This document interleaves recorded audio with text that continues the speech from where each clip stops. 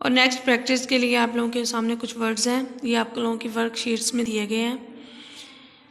दाल है धागा, डाल है ढोल, काफ है खीरा, काफ है खड़ी।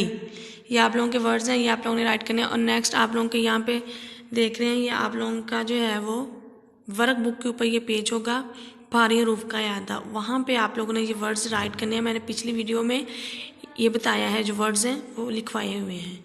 नेक्स्ट है आपका हे, हमेशा दूसरे हरूफ के साथ मिलकर आवाज़ देती है, ये आवाज़ भारी होती है। हे किसी भी लफ्ज़ के शुरू में नहीं लिखी जाती, ये अकेला हरफ नहीं है बल्कि हल्की आवाज़ को भारी बनाने के लिए लिखी जाती है।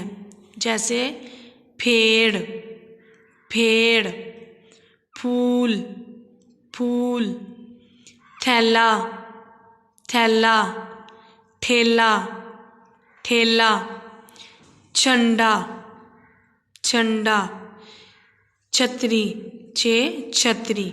ये आप लोगों के वर्ड्स हैं। आप लोगों ने इन भारी हरूफ को अच्छे से जो है वो लर्न भी करना है और राइट भी करना है। ओके, थैंक यू, अल्लाह हाफिज़।